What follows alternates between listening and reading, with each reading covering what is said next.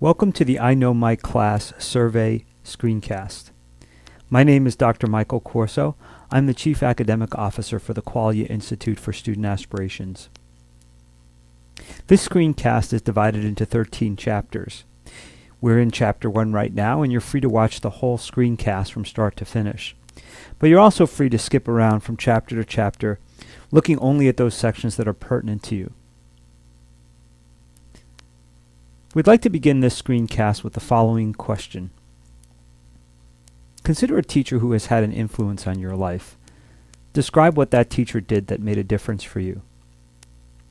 If you're watching this screencast by yourself, you might want to pause the screencast at this point and just take some notes for yourself. Jot an answer to this question.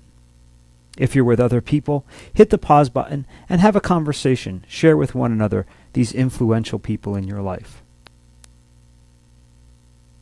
One of the reasons we begin the screencast with this question is because an I Know My Class survey tries to measure the influence teachers have on students' lives. Rarely in answer to this question have we heard people say, "My teacher knew a lot of math," or "They really taught me how to study history." Typically, what we hear in answer to this question is that teachers were influential when they made their classes engaging, or when they had a relationship with their students, or when their teachers made the subject matter relevant to their lives, either in the present or the future, or when their teachers simply were great teachers, passionate about their subject matter, designing interesting lessons, and asking lots of questions and inviting lots of questions. As we continue through this screencast together, please keep in mind that what an I Know My Class survey is trying to measure is not your content knowledge, but rather how engaging you are as a teacher from the point of view of your students. The remainder of this screencast will go through this model at two levels, once at a theoretical level and a second time at a nitty-gritty level. At the nitty-gritty level, you will learn how to register for the survey, how to get results from the survey, and what to do about the survey once you've taken it. If you'd rather just jump to the practicalities, those begin in Chapter 9. Basically, I Know My Class is an action research model. If you've done action research before, you know that there are basically 4 phases to action research. There is an ask phase, an analyze phase, a reflect phase, and an act phase. And then the cycle is meant to repeat itself so that you're constantly improving your results based on the data you're collecting. At the middle of the I Know My Class model is a theory of student engagement. We'll get to that when we get to the section on reflect, which is Chapter 5. If you'd rather skip right to the theory behind the model, the engagement theory behind the model, you'll want to jump to Chapter 6. Let's proceed through the model at the theoretical level. So here we are in Chapter 3. Let's begin Chapter 3 with another question. How do you currently gather feedback from your students about how your class is going for them? If you're by yourself, you may want to pause and jot down some answers. If you're with other people, similarly pause the screencast and share with one another how you gather this feedback. Typically, we hear from teachers that they have pretty good radar, pretty good intuitions for knowing whether or not a class is going well for their students, whether or not their students are engaged in what's happening. Teachers are very good at reading body language, at seeing the light bulb go off over a student's head, or for that matter, seeing the light bulb go out. We adjust on the fly, we correct. We try to ramp up the level with which we're teaching. Some teachers, in addition to using this intuition, this radar, actually gather feedback. We've heard of teachers doing this through surveys that they give in class, whether written or on a digital format like SurveyMonkey. We've also heard teachers share about how they ask students to a brown bag lunch and gather feedback from them about how a particular unit or class has gone. Some teachers seek out students in the cafeteria or at a study hall and ask what they thought of a particular lesson.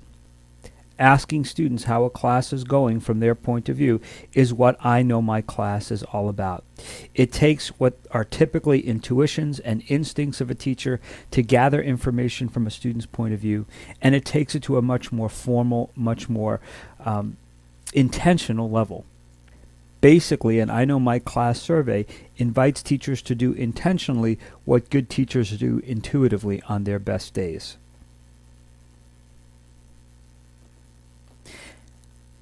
Having gathered student feedback on an I Know My Class survey, the next step is to analyze the survey. There are 4 things to keep in mind when analyzing an I Know My Class survey. The first thing to keep in mind is that the data will appear to you as numbers, and we can safely say they are merely numbers. Numbers in and of themselves contain no understandings, no judgments of fact or value, and no actions. Frequently, people make the mistake of looking at their survey results, the numbers in their survey results, and jump right to a judgment of fact. By that I mean they assume they correctly understand the data that they're looking at. Some people jump right to a judgment of value. They say these results are good or these results are bad. But that's a judgment of value, and judgments of value should be based on things we understand correctly. Finally, some people jump right to actions. I have to do something about this. Really, I Know My Class is meant to begin a process of looking at the data, gaining insights into the data through your own reflection, then verifying with students whether you've understood correctly or not. You can do this in focus groups or follow-up conversations with your students. Then, having correctly understood the data in the survey, you're meant to reflect on your course goals, on your goals as an educator, and decide whether or not this is important to you, this is of value to you. Then, based on values that you correctly understand, you can make decisions and action plans and change what you do. But at first blush, the I Know My Class survey is merely numbers. The second thing to keep in mind is that an I Know My Class survey measures students' perceptions of reality, not reality. It turns out that students' perceptions of reality and reality may be 2 different things, but this is not to dismiss students' perceptions as merely their perceptions. Everyone operates out of only their perceptions of reality. Students do that, you do that, I do that. No one is dealing in reality. Everyone is operating out of their perceptions of reality. And so we must take the students' perceptions of your classroom environment seriously if we are to affect positive change in that environment.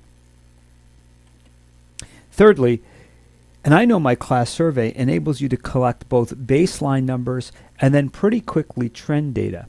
You can give the survey multiple times over the course of a unit or year. The first time you give the survey, you can see what your starting place is. And then in subsequent times you give the survey, you can see how you're improving through your students' eyes. Finally, the I Know My Class survey measures ideals, not norms. We want every student in your class to be engaged, every student to feel like you have a positive relationship with them. We want 100% of students to think that your class is relevant and engaging. And so the goal is not a majority of students or even some number of students above a norm. Rather, the goal is every student. An ideal is something we might never achieve, but we never stop trying to achieve. So those 4 points must be kept in mind when analyzing an I Know My Class survey. These are merely numbers. They are not merely students' perceptions. There are baseline and trend data that can be collected to enrich your insights into the data. And then finally, student engagement, meaningful engagement, is an ideal, not a norm.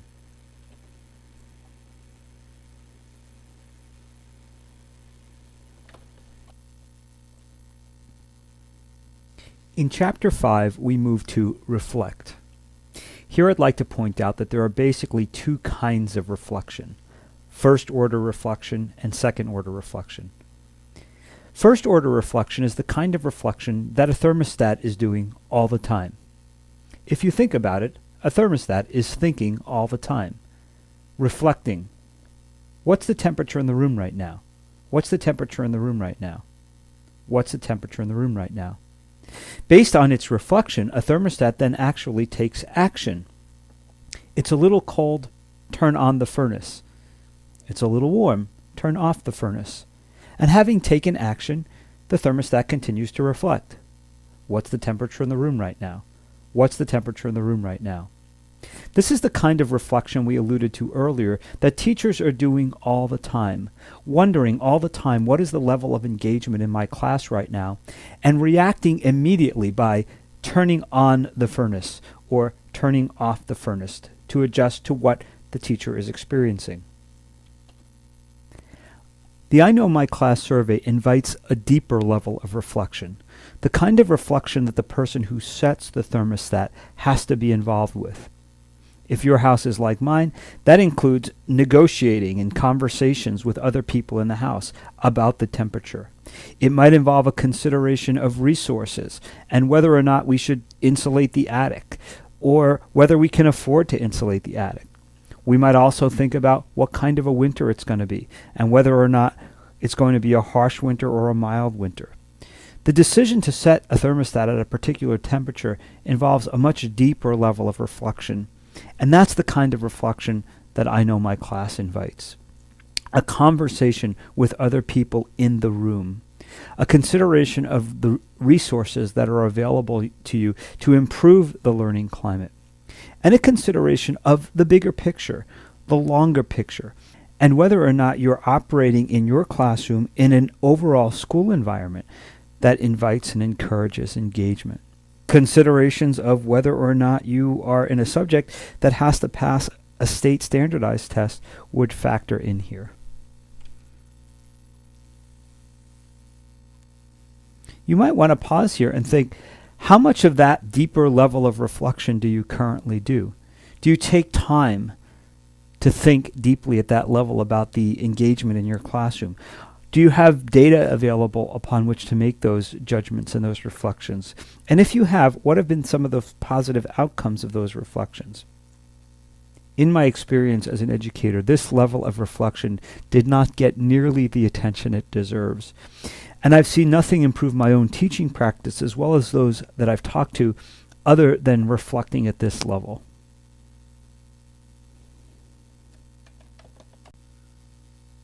At the risk of belaboring the metaphor, let's proceed to the question, at what temperature should the room be set in a classroom? The answer to that question is meaningful engagement. So let's move on to Chapter 6, which is the theory of engagement behind the iKnow My Class model. Our research and the research of many other people suggests that meaningful engagement in the classroom is something that happens at the intersection of something a student does, something a teacher does, and the content. You can replace the term student with athlete, teacher with coach, and content with sport, and you would see it's the same set of variables that influence someone to be engaged, whether it's in a subject or a hobby or a sport. Where the student overlaps the teacher, we have positive, healthy relationships, and relationships make a contribution to engagement. Where the student overlaps content, there is relevance. Relevance makes a contribution to engagement. And finally, where the teacher overlaps the content, there is the teacher's expertise. A teacher's expertise is of two kinds. There is content expertise, how much a teacher knows about a particular subject, and there is pedagogical expertise, how competent a teacher is in delivering that content to students. A teacher's expertise makes a contribution to engagement. One of the things teachers who have used the iKnow My Class survey say they appreciate about the survey is that there are questions on the survey that are not part of the teacher circle or the content circle. In other words, iKnow My Class takes account of the fact that students must make a contribution to being engaged in their classes. A student has to have read the relevant chapters of Hamlet if they're going to be engaged in a discussion about Hamlet the following day. And an iKnow My Class survey takes account of that fact. As we zoom into these statements, you're going to see statements in blue and statements in black. An iKnow My Class survey comes in two versions, a short 20-statement version and a longer 50-statement version. The statements you're going to see in blue are part of the 20-statement version, and if you add the black questions to those, you would get the 50-statement version. So let's zoom in to the statements that are about the student in and of themselves. Here you see a series of questions about class efficacy and critical thinking. The terms class efficacy and critical thinking do not appear either on the survey or the report. These are simply the psychometric scales that align with the questions. I feel comfortable asking questions in this class. I am confident in my ability to learn what is being taught. This class challenges my thinking. I evaluate and improve my work on a regular basis. These questions are about the student in and of him or herself and what contribution he or she is making to an engaging learning environment. You can pause the screencast at any point if you'd like to look more closely at the statements. Where the student overlaps content, we find relevance. Relevance comes in a variety of forms. There is identity relevance. Writing class may be relevant to a particular student because he or she thinks of him or herself as a writer. I am a writer. That's why I'm engaged in my writing class. A student might perceive a utility relevance in their writing class. I am engaged in my writing class because I want to be a journalist in the future. Or, perhaps more close in time, because I want to learn how to write a good essay to get into college. So whether or not a student has personal goals for learning in this class, whether or not the class discusses issues that are of interest to them, whether or not the teacher relates learning to current events, to other classes, to their everyday life, or to their future, are all part and parcel of what make a class relevant for a student. Where the student overlaps the teacher, we find meaningful relationships. Students tell us time and time again that they are engaged in classes where the teacher respects them, where the teacher develops positive, healthy relationships with them, where a teacher cares about them not just as students, but personally, inquires about their after-school activities and how things are going for them at home. Students and teachers alike know the dividing line between personal and private, and students tell us they want their teachers to share with them and be engaged with them at that personal level, and that when teachers do that, their classes are more engaging.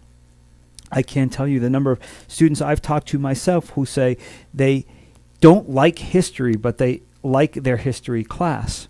And when I ask them why, it's about the history teacher and how personal they are, how much they care about kids, and how engaging they make the lesson, even though the content, history, is not of particular interest to that student. Where the teacher overlaps the content, we find the expertise or the competence of that teacher. Again, there are two kinds. There's content expertise and there's pedagogical expertise. And I know my class survey asks students no questions about the content expertise of their teachers. We don't ask the students if they know how much science you know or how much English literature that you know. Some students might have information about that, but not all students. But nearly all students have good information about a teacher's pedagogical expertise, how good of a teacher they are. In fact, in studies that are done that put a student's opinion of a teacher's teaching ability alongside those of other experts or other value-added measures, it turns out that students are as accurate as any other measure of a teacher's pedagogical expertise. And so asking the students whether or not the homework in this class helps to understand the subject matter better, whether the teacher presents lessons in ways that a student can understand, whether the teacher communicates with parents on a regular basis. All these things that make a contribution to a teacher's pedagogical expertise are things students have valid information on. Finally, at the heart of the model is meaningful engagement, where the student's participation in your class comes together with the relevance of the content for them and the relationship you have with them and your expertise as a pedagogue. We find meaningful engagement. We find students who come to class ready and willing to learn and who come to class putting forth their best effort.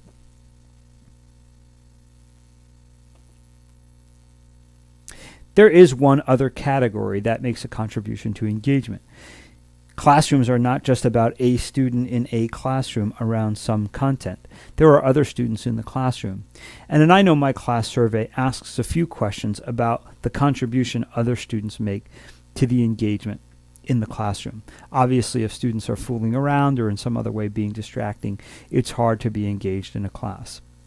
So whether or not it's helpful for a student to work with other students, whether or not there is a appropriate level of respect in the classroom, these also make a contribution to engagement and are part of the theory behind the model. So there you see the model itself along with the statements that measure the various components of the model. So that entire theory of engagement falls under the section of our action research model that is reflect. It was part of our reflection as we developed the iKnow My Class survey, and it should be part of your reflection as you consider how to use the iKnow My Class survey. Which brings us to the fourth and final part of the action research model, to act. We recommend at least 2 actions. One action that you should take based on your data is to change some part of your teaching practice. If you've learned from your students that they don't believe you're making enough contact home with their parents, then you should try to make more contact home with their parents. If you learn that your class is not relevant to them and to their everyday lives, you should strive to make class more relevant to their everyday lives. Obviously, one outcome of an iKnow My Class survey is to make a difference to your teaching practice in this way. But the second thing to do, the second action you should take, is to let your students know that the reason you're taking these steps, the reason you're changing something in your teaching practice, is because of the iKnow My Class survey and subsequent conversations that you've had for them. If you don't tell the students that the reason you're making more positive contact home or trying to make your class more relevant to their everyday lives is because the survey was given, they might think you just woke up one morning with a bright idea. We call this closing the feedback loop. Having heard from the students, you change your practice and you tell the students that the reason you changed your practice was because you listened to them. That closing of the feedback loop improves student voice, gives students confidence in their own opinions about the class, and will lead you around this circle towards continuous, sustainable improvement. I'd like to share with you a video of 2 teachers talking about the actions they took following an iKnow My Class survey.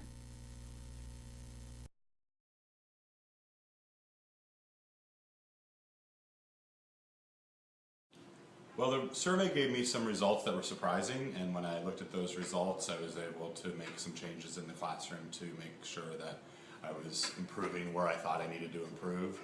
So one example of that is a lot of students noticed that I wasn't making a lot of parent contact at home. So that week I decided to call about 15 parents, some positive, some negative calls home, or some ways that students would improve. And that immediately kind of addressed that issue, and it also, I saw some benefit to that in my class. So one of the benefit that I saw to calling parents is that students ended up working a little bit harder, staying after school for tutorials. You know, they have that pressure from the parents as well as from me, so that pushes them a little harder and motivates them to be more successful than they had been. And for the positive students, you know, I think they felt recognized or felt that, you know, some of the parents said I'd never gotten a call home in a positive way about my kid, and they felt really good about that, and I think the kids felt good about that too. Well, I was really pleased that setting it up was really easy. It probably took me less than 3 minutes to set up the entire thing for all of my classes. But then once they took it, there were no glitches in the system when the students went online to take it, and when I got the results, they were really easy to print and to look at. So one of the ways I shared it with the students was looking at the undecided category. It was something I was just wanted to know more information about. So I asked them what they meant by undecided in certain categories. I also took things that I thought were areas of concern and just talked to them about why they answered in the way they did and what could be done in the class to make those things better. Yeah, I think it's a good. I think the iKnow survey is a positive tool to help students be able to speak about what concerns them in the classroom, and to help teachers look at what the concerns of students are and address those. The idea of student voice is there. I think one aspect that needs to happen is that the teachers need to talk to them about that as being the purpose. Otherwise, they may not understand that. And after the results are come in, to go back and to talk about that I've actually looked at what you said, and now I'm going to take those opinions or concerns into consideration and make changes in the class. We're talking about the iKnow survey for the students, and it was very easy to use. The setup process was simple. It took me all of maybe 5 minutes to get the passwords and the usernames ready to go for the kids. I had my TA cut them up. Once we got in there was no questions by the students. It was very intuitive. They knew exactly what to do. The questions were well written, and gave me a lot of feedback about how I've been doing in my class. I was also able to add, I had one question this time. I did the short survey, which helped just kind of gauge what they're learning in PE. So the results, I glanced at them quickly. What I plan to do is print it out and have a conversation with the students, a dialogue with them, asking them exactly what they meant when they answered this way or that. Because I had some questions about how they felt. And how often do you plan on using this type of survey? I would say 2 or 3 times a year. And next time when I do it, I'll do the full survey. It was eye-opening because I found out things that I thought I was doing and giving to them immediately I wasn't, and vice versa. So it immediately changed it, and that was the best. Easy to use, barely takes any time to set up, and can change your teaching for the better.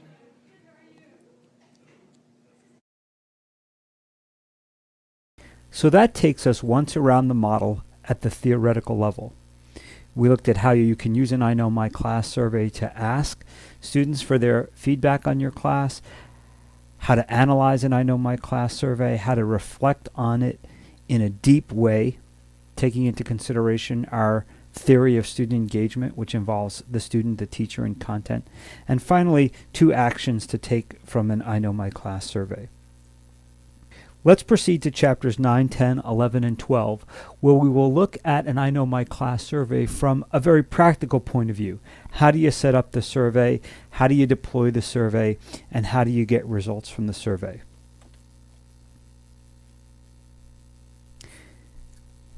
Let me begin by saying that an iKnow My Class survey is initially set up by what we call a primary user. This is usually a building principal or some other administrator in the building. They go to iknowmyclasssurvey.com, they register the entire school for the survey, and the system returns to them information to pass on to classroom teachers for how to set up their portion of the classroom survey. I'd like to make you aware at this point that the primary user can see all the results of iKnow My Class surveys. iKnow My Class survey was designed not as an evaluation tool for teachers, but as a formative assessment tool. The only appropriate use for an administrator to use the iKnow My Class survey data is with permission and in a coaching mode. Once the primary user has set up their building, they will get an email from the system that they send out to all the classroom teachers who want to use the iKnow My Class survey. In that email is a link that you simply click to iknowsurvey.com login. At that login screen, you will be asked to choose a username, a password, and you'll have to register at that time one of your classes. You can register all 4 or 5 of your classes at that point, but you have to register at least one. You're not seeing that initial login screen here. What you're seeing is the subsequent screen after you've registered. Every time you go to iKnow My Class after that, you'll see this simple login screen with your user ID and your password. Note here that we're under the Surveys tab. There are 3 tabs altogether: a Surveys tab, an Accounts tab where you can change your password or other information that you entered at the time of login, and then a Resources tab. We'll look at those a little later. Once you've registered some of your classes to take the survey, you'll have to make a couple of decisions. You'll have to say how many students are planning to take the survey, and you'll have to choose a 2-week survey window. When you click the Set Up New Survey button, you'll be asked to choose this 2-week window. It will look something like this. There's a start date, there's an end date. You'll also choose at this point whether you want to give the long version of the survey or the short version of the survey. Once you've made those decisions, you click Save. After clicking Save, you'll see again your list of surveys that you've set up with the various dates and whether they're closed or open and how many surveys are in progress or pending. Once you've decided that you want to actually give a survey, you select that particular survey. Here you see the iKnow My Class Survey US long version, the deployment dates, and then you'll see this access codes button and the questions button. When you click generate access codes, the system gives a unique access code to each student, shows you the date that it's been registered on and the status of the survey, which obviously if you've only just generated the access codes would be pending. At that point, you can click the Questions tab and see under 3 categories. The 3 categories are students' perceptions of oneself in the learning process, students' perceptions of the course overall, and students' perceptions of the teacher and instruction. If you open any one of those arrows here, the 3rd arrow, student perceptions of the teacher and instruction, you'll see the various statements that fall under that category.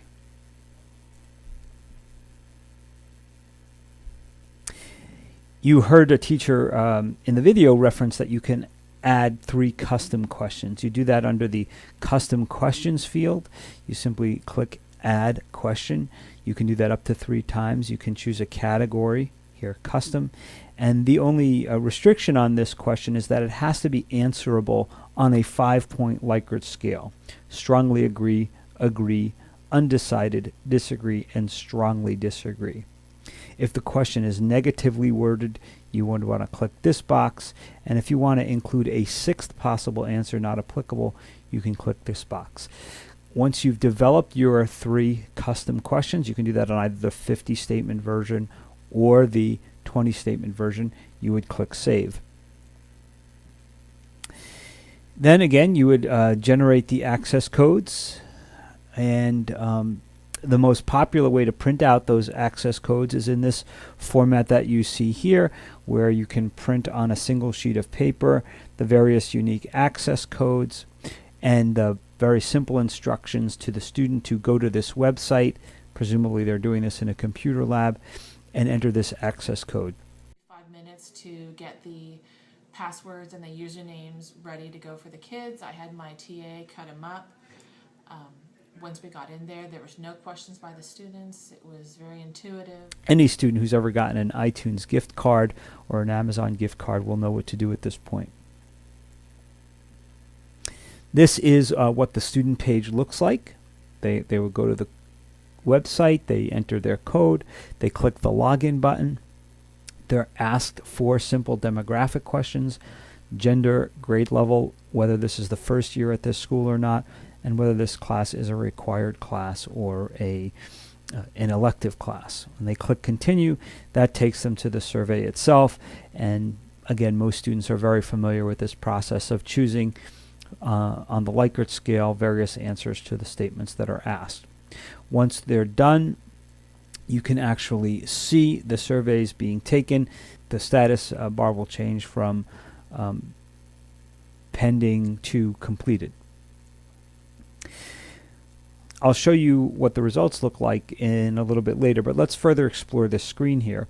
Under the Accounts tab, if you were to click that tab, it would take you to this page where you could change your name, or if you move your address, you could change your password on this screen. If you were to click the Resources tab, that would take you to this screen where there are 2 sub-tabs. Under Next Practices, we'll come back to this later, various suggestions for how to improve your teaching practice based on each indicator on the survey. Again, I'll come back to that a little later. And then if you were to click the User Guide button, there are 2 user guides, a help guide, which would take you through the same process I'm walking you through now, and then a how to use iKnow My Class results guide, which again just offers practical suggestions for what you might do about your results. So that's all at the ask level, how you set up the survey at a very practical level, how to register, how to generate access codes, and how to set up your students on computers for taking the survey.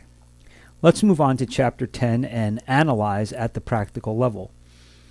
After your students have taken the survey, you would return to the login page, enter your username and your password as we discussed before, and then that would take you again to your Surveys tab.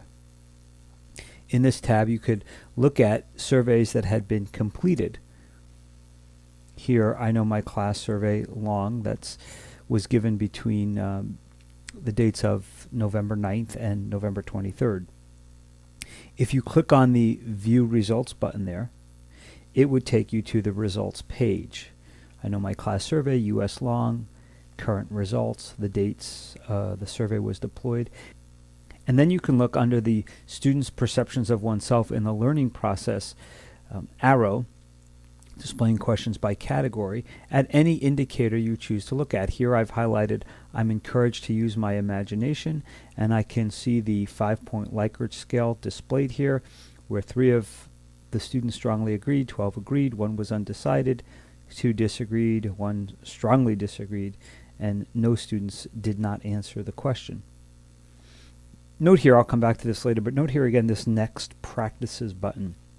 But again, I'll come back to those particular next practices in a little bit.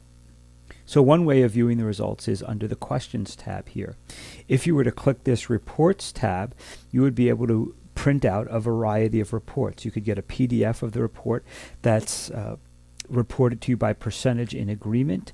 You could look at the questions individually in a similar way to the ones we just looked at by the Likert scale. You could export your data into an Excel spreadsheet or a CSV file.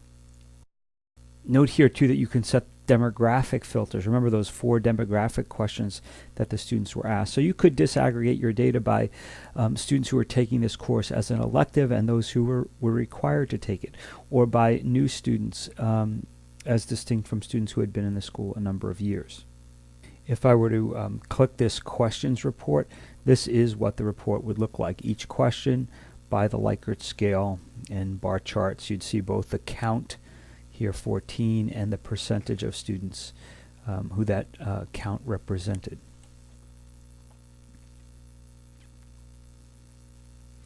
So that's various ways you can see results of the survey. Remember that when reflecting on the survey, the idea is to consider the theory of engagement at work here. The survey itself is reported out by the 3 categories we've seen with those green triangles next to them. But behind that reporting out feature is the idea of having positive relationships with kids, about making your class relevant to the students, about your pedagogical expertise, meaningful engagement in the middle of it all, the students' own contribution to the teaching and learning environment, and then what other students are up to in that class.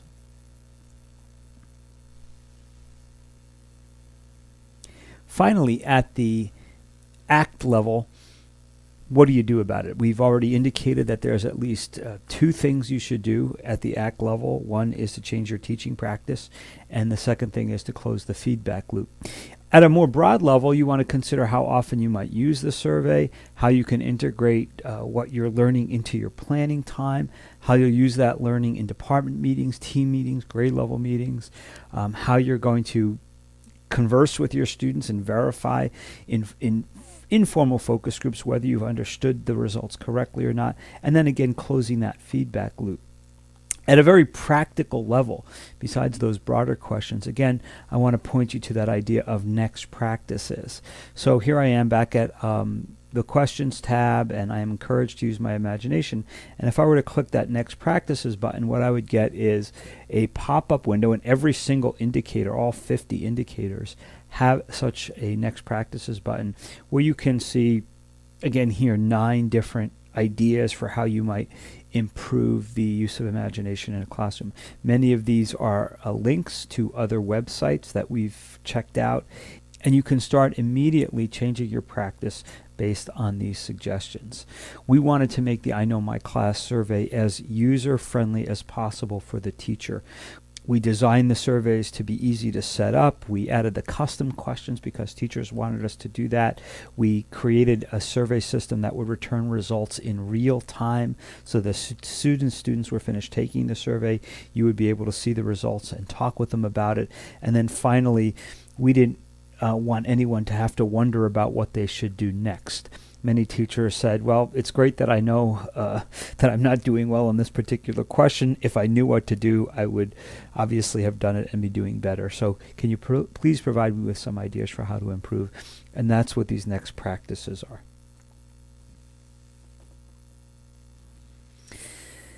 So that's the model. I hope this screencast has been helpful to you.